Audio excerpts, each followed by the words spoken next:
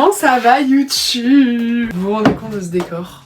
De toute façon, aujourd'hui on va parler de ce décor et de moi, la meuf hyper mégalo. Non mais en vrai de vrai, beaucoup m'ont peut-être connu grâce à ça sur TikTok. Musical.ly peut-être? Non, je crois que c'était déjà TikTok. Bref, j'avais envie surtout de revenir sur YouTube, de revenir sur ce qui s'est passé sur YouTube vis-à-vis de ma première vidéo qui a été sur la culture du vide, de voir comment ça a avancé. On est en fin d'année, voir comment la chaîne a un peu évolué, faire un petit débrief, peut-être raconter comment j'ai commencé les mangas, les animés pour ceux qui ne me connaissent pas. Voilà, c'est une vidéo très mégalo. Donc je vous présente un peu la petite bibliothèque. Enfin maintenant ça va rester comme ça parce que c'est un gain de place dans ma chambre, dans ma bibliothèque. Ici c'est mes petites étagères, voilà, je vais plus les appeler comme ça. C'est mes étagères. Alors j'ai remis ici parce que en fait ici c'était moche. Vraiment le bourdon, le cafard que ça me donnait, c'était tout noir, il y avait plus de manga en fait. J'ai tout remis approximativement. J'ai quand même laissé cet espace vide. Avant c'était des grands formats, enfin j'avais mis des grands formats, sauf que on sait que voilà, les planches ont un tout petit peu plié depuis avec le poids des années. C'est pour ça qu'à l'époque j'ai dû retirer tous mes mangas, parce que déjà ça a affaissé mon lit, parce que mon lit porte tout ça et ça fait beaucoup, plus mon bureau, enfin bref, ça. Là depuis une semaine j'ai décidé de remettre tout et là vous vous dites le poids c'est toujours le même. En vrai de vrai, le poids là ça va vu que j'ai mis que des formats légers, c'est pour ça que j'ai retiré les plus gros. J'ai essayé de mettre un maximum de formats, encore je pense que je vais faire encore quelques tris. Mais surtout qu'à l'époque j'avais tout retiré pour vraiment me faire une bibliothèque très très belle avec tous mes tomes. Non je m'en fous un peu et que comme ça c'est sympa. Et je m'y retrouve et je retrouve les gens qui m'ont connu grâce à ça. D'ailleurs dans la dernière vidéo, il y a un gars qui a dit ah mais c'était toi qui avais ça. Oui. Oui. Juste j'avais tout viré. Ah. Du coup j'ai mis que toutes mes séries phares. Du coup c'est un peu moche. Enfin c'est un peu bizarre parce que quand tu sais que genre Space Brother il y en a 47 et que là t'es qu'au 15, c'est bizarre. Mais je pense que je vais quand même laisser comme ça parce que je trouve ça plus sympa. Voilà. Donc dans l'autre pièce j'ai un gain de place énorme.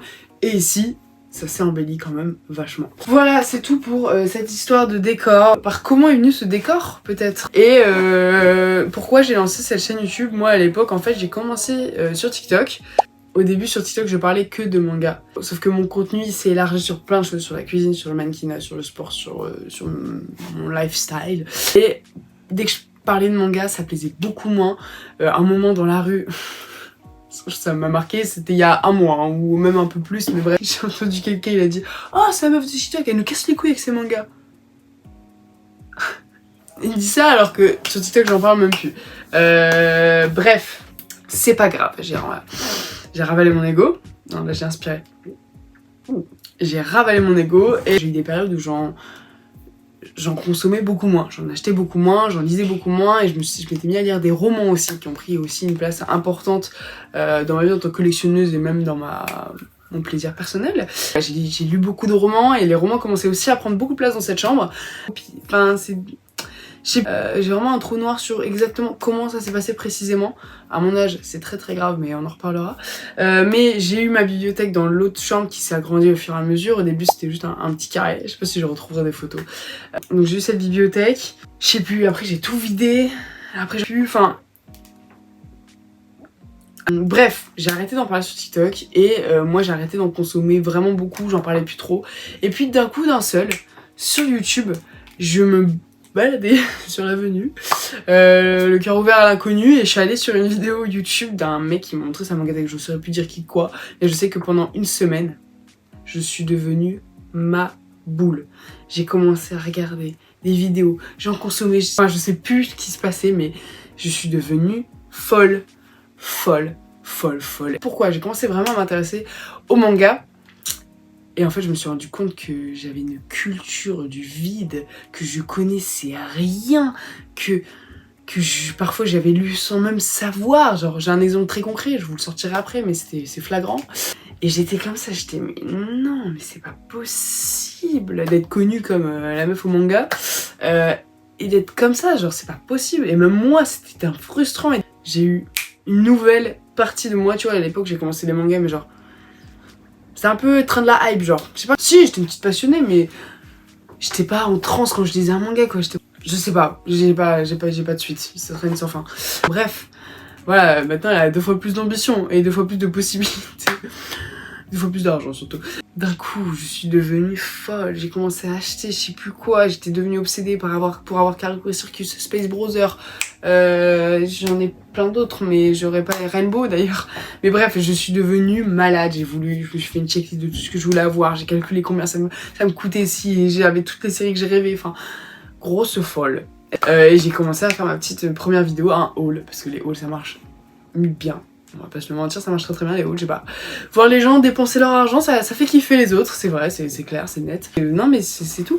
Et voilà, petit haul, et en même temps c'était cool parce que j'ai commencé à expliquer un peu mes trucs. Du coup dans les commentaires les gens ils étaient hyper sympas. D'ailleurs je crois que la vidéo elle est sur 10 000 vues là à peu près. Enfin bref, c'est comme première vidéo de lancement, c'était fort sympathique. Alors est-ce que cette culture du vide Romane, elle a été réparée? Alors, j'ai pris du coup en possession beaucoup de choses, mais j'ai pas encore eu le temps de tout lire. Après j'aimerais bien parler sur certaines, enfin connaître vraiment l'histoire. C'est ce que j'essaye de faire petit à petit. J'ai essayé de découvrir pas mal d'auteurs un peu connus, un peu de niche, un peu cultes pour certains, un peu anciens ou émergents. Et aussi de mes petits auteurs un peu, je pense à Ken Takahama et Kim Dong-hwa. Je me suis obstinée à découvrir ces auteurs alors qu'on en entend pas trop parler. Donc moi je suis un peu une minot YouTube, manga, tout ça. Et ça me fait extrêmement plaisir. Alors du coup j'étais un peu gênée de faire des vidéos YouTube en sachant que j'avais pas lu ça, j'ai pas grandi avec ça, j'ai pas fait ça, j'ai pas machin. Et je me suis dit, j'ai tué mes petites voix dans ma tête et je me suis dit mais Romane, juste t'es là. Et au contraire, ça peut être un point de vue différent et nouveau, une nouvelle génération dans ce milieu-là. Quand tu vois souvent des recommandations, les personnes ont vingtaine, trentaine, tu vois. Peut-être, du coup, pour les personnes de mon âge ou de ma tranche d'âge, ça peut être peut-être un tremplin, de mettre la lumière sur des œuvres peut-être vieilles où moi je les ai lues et je me suis dit bah ça a mal vécu, ça a machin, bah ça mérite sa hype, ça c'est à voir, c'est à lire, machin et tout.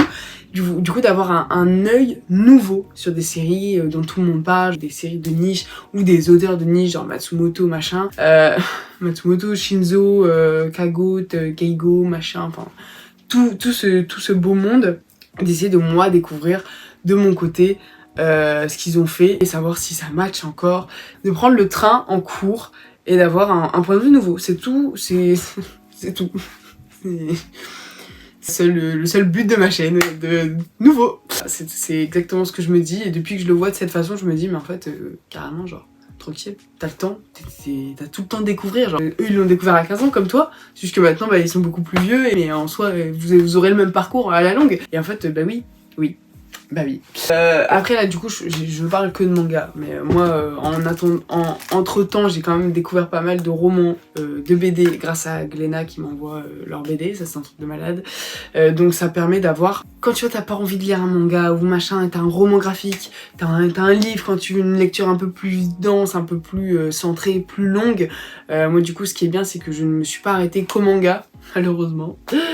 Différentes lectures pour varier, tout simplement varier, et pas que ça soit redondant, pas toujours avoir le même shonen, le même machin. Et c'est pour ça pareil dans mes collections, je me tâte, je m'essaye au shoujo, je m'essaye au josei, je m'essaye à l'eroguro, je m'essaye au seinen, je m'essaye, enfin bref, j'essaye de vraiment varier mes lectures pour ne jamais être lassée et découvrir un maximum de choses parce que t'as toujours soif de culture, t'es toujours hyper curieuse, je suis très curieuse. Donc voilà, pareil pour les BD, je reçois des BD politiques, des BD historiques, des BD fantastiques, des romans graphiques, des trucs un peu plus légers, des trucs un peu plus intenses, et ça c'est super cool. Les livres c'est pareil, il y a pas longtemps j'ai fait un énorme lot sur Vinted de livres de poche, des livres cultes, des livres de théâtre, des littératures, des nouvelles, de la fantasy, tous les beaux romans qu'on voit souvent sur TikTok, ça je m'essaye aussi. Après j'ai un peu plus de mal, j'ai un peu trop de préjugés. Après j'ai pas encore eu le temps de lire tous ceux que j'ai et tous ceux qu'on entend beaucoup parler, de mettre un avis dessus. Je vais y aller petit à petit aussi dans ce milieu-là. Voilà pour cette partie-là. Je sais plus si j'ai fini toutes mes phrases que j'ai commencé, que j'ai fermé toutes les parenthèses que j'ai ouvertes. J'en ai aucune idée. Bah, les auteurs que j'ai découverts. Du coup, je vous ai expliqué, il y a Ken Takahama, Kim Dong-hwa. J'ai découvert Maruo. Je Je vous jure, je me remets pas de vampire. Qu'est-ce que j'ai découvert? L'auteur des Manants. Au niveau du style graphique, j'ai surkiffé. Après, j'ai pas encore lu, mais juste... Après, il y a découvrir, c'est-à-dire en entendre parler, s'intéresser à cet auteur, et après, t'as à découvrir les posséder, et après, t'as à découvrir les lire. Donc moi là, pour certains j'ai découvert, pour certains j'ai découvert, et pour certains j'ai découvert l'Amérique. Ah oui, j'ai découvert l'auteur de Pelelu, Takeda, avec mon cancer couillon que j'ai surkiffé. Il y a beaucoup de séries que j'ai réussi à trouver, du coup à posséder, du coup je sais que maintenant je peux les lire quand je veux, que je suis libre entre guillemets, mais que j'ai pas encore pu lire. Je pense à Space Brothers, Yona, Awashi, Bright Stories, tout ça, mais souvent c'est des très très longues séries qui se lisent plus longtemps dans le temps. Malheureusement c'est plus long de lire que d'acheter. Et après quand je pense aux auteurs que j'ai découverts, c'est Urasawa, par Billy Bat, par Monster aussi, que je n'avais pas encore lu alors que je possédais depuis très très longtemps Monster. Donc j'ai découvert Urasawa, j'ai découvert Dan Dadan, j'ai découvert Golozao. Et j'ai découvert Taniguchi aussi. D'ailleurs, vous êtes énormément à m'envoyer à chaque fois. J'ai pris ça, j'ai pensé à toi, je l'ai trouvé en brocante, je l'ai pris et tout. Ça me fait très très plaisir. Et je suis contente de découvrir et de faire découvrir un jeune auteur. J'ai encore plein d'objectifs pour 2025 et pour les autres années. Après, je dis 2025, on verra tout ce que je peux faire en 2025, mais j'aimerais pas non plus me précipiter et de faire trop vite en 2 ans, d'avoir tout et de faire trop vite. Donc j'essaye de pas sauter des étapes non plus et de pas vouloir trop vite, même si c'est assez compliqué. Surtout quand t'as des commentaires de gens qui disent c'est quand tu lis ça, c'est quand tu lis ça. Genre il y a pas ça dans ta mangatech, mais il y a pas encore ça dans ta mangatech. Wow. Et après en fait, est-ce que c'est pas sympa de créer sa bibliothèque et de créer son confort et de se demander qu'est-ce que je vais lire aujourd'hui? J'ai vraiment un choix exceptionnel. Après je mets pas non plus une pression de ouf vis-à-vis de YouTube parce que je m'en fous pas de vous, mais je me mets pas non plus un truc de fou. Après ça met quand même une petite pression, parce que quand tu lis, maintenant tu lis en disant putain, tu penses déjà à la lecture, à te dire en revue, je vais dire ça. Mais ça j'essaye aussi de me décrocher de ça et de pas non plus être biaisée, me dire vas-y je lis pour lire. J'essaye non plus de pas ça, et quand je sais que je veux pas lire, c'est tout. Mais quand je sais que je veux lire, je lis, tu vois. Après qu'est-ce que je voulais dire? Ah oui, quand t'es sur YouTube et tu lis une histoire un peu de niche ou assez connue, faut que j'arrête avec le mot niche mais je trouve que c'est tellement bien, une histoire un peu de niche ou assez connue ou un peu culte où tout le monde est censé aimer et que t'aimes pas, mais voilà comment c'est dur de créer un avis constructif sans être biaisé par l'avis des autres. Et c'est tellement dur ça, de réussir à se détacher de l'avis général. En mode les gens ils ont aimé, du coup toi tu te sens un peu obligé d'aimer.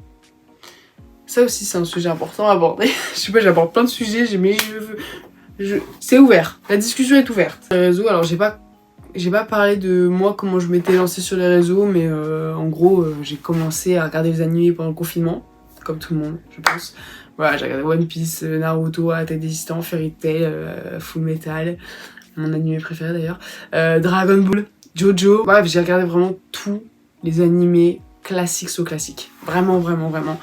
Et j'ai découvert j'ai voulu essayer les mangas parce que déjà j'ai de mes potes qui sont pas du tout dans ce milieu là, ils me regardent en mode ok, et j'ai voulu en rajouter encore plus en disant je lis des mangas, je suis un peu bancal du côté cérébral, tu vois. Moi du coup c'est pas que j'en jouais, mais ça m'amusait un peu, donc j'ai commencé à en avoir. Et en fait j'ai commencé à en posséder. Ma mère m'offrait les One Piece un peu toutes les semaines à chaque fois qu'elle allait faire ses courses et tout, donc ça c'était énorme. C'était grandiose. La belle époque.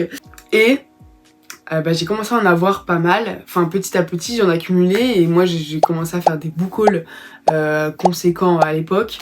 Je suis un peu une vétéran du book haul finalement. Et du coup j'ai commencé à faire des vidéos sur TikTok en disant j'ai acheté ça et tout, enfin des vidéos, si je vous la mets c'est grandiose parce que je suis là avec mes pattes, mon trait d'eyeliner, une qualité de fou, mes cheveux tous sales, lavés au liquide vaisselle. Bref, j'avais 14 ans, 15 ans, je sais plus quoi, et ma palle elle a commencé à grandir.